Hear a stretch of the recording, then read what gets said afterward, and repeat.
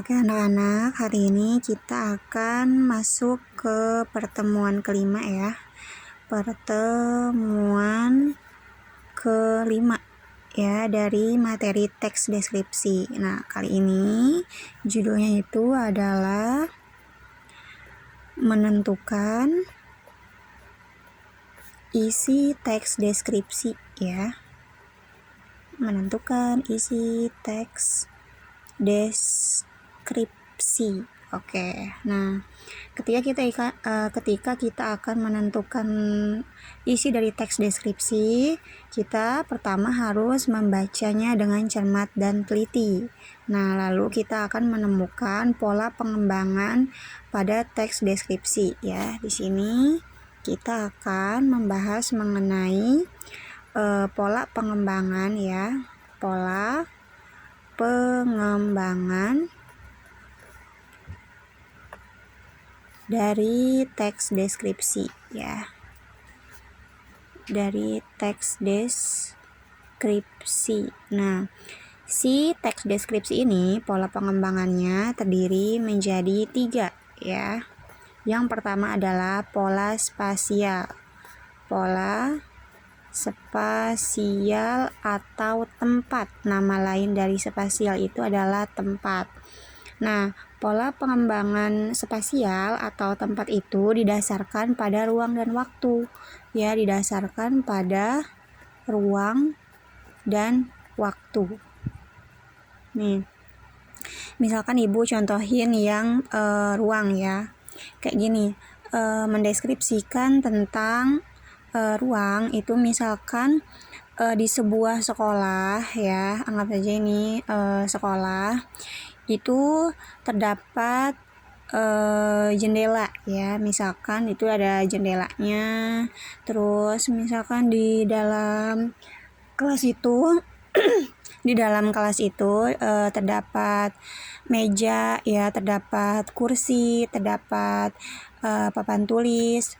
Terus juga di sebelah kiri papan tulis itu terdapat meja guru, kayak gitu. Jadi kalau ruang itu selain kita nunjukin tempat-tempatnya, mendeskripsikan tempat-tempatnya itu, di situ juga kita mendeskripsikan itu arahnya. Misalkan di sebelah papan tulis ya, di sebelah kiri papan tulis terdapat meja guru. Nah, jadi ada bendanya meja guru dan juga ada arahnya.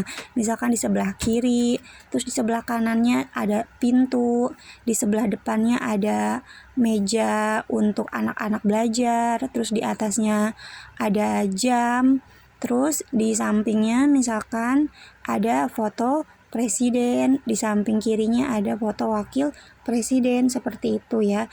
Jadi kalau pola pengembangan spasial tempat berdasarkan ruang itu menggambarkan suatu ruang ya, misalkan di sini adalah sekolah dan juga ada arahnya dari kiri, dari kanan, dari atas, dari bawah ya, menunjukkan tempat-tempatnya seperti itu.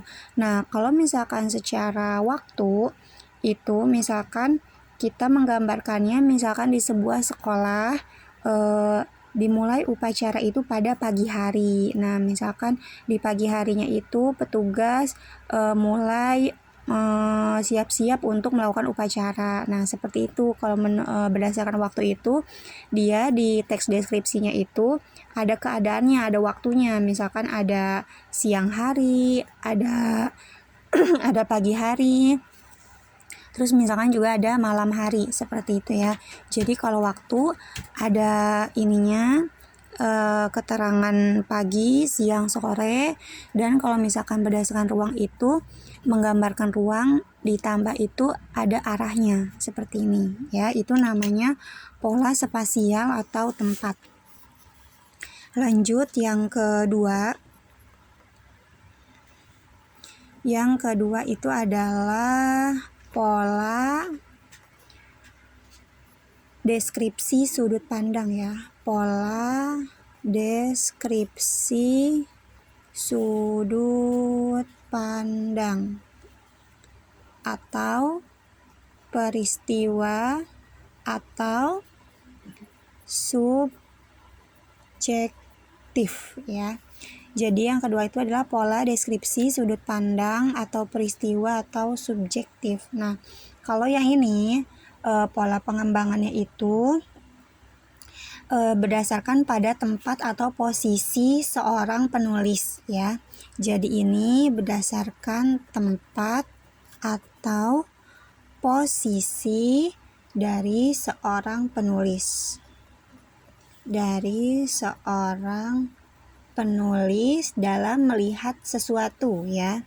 Dalam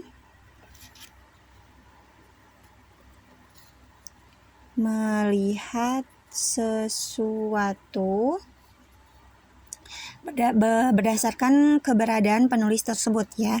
Jadi ini berdasarkan keadaan penulis. Nah, kalau kayak gini gimana? Kalau pola deskripsi sudut pandang atau peristiwa subjektif ini, pertama-tama itu penulis itu mengambil posisi. Nah, misalkan dia mau menggambarkan sesuatu, posisinya di mana? Misalkan dia mau menggambarkan sesuatu itu posisinya di depan, misalkan di depan ya.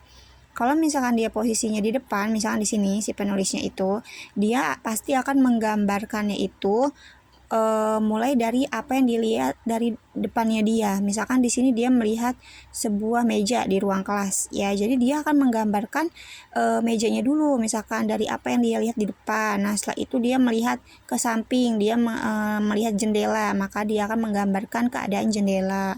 Terus misalkan dia di atasnya itu dia melihat sebuah lampu untuk pembelajaran, maka dia menggambarkan sebuah lampu. Jadi kalau pola deskripsi sudut pandang peristiwa atau subjektif, jadi si penulisnya ini dia mencari tempat dulu dalam menggambarkan sesuatu, maka baru dia menggambarkan. Beda sama yang spasial.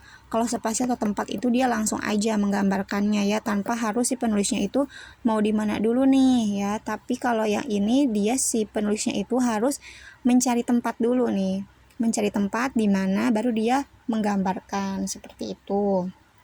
Dan yang ketiga itu adalah pola deskripsi objek ya, atau orang, benda atau binatang ya. Nah, ini yang ini sudah ditulis ya. Ibu akan pindah halaman dalam mencatatnya.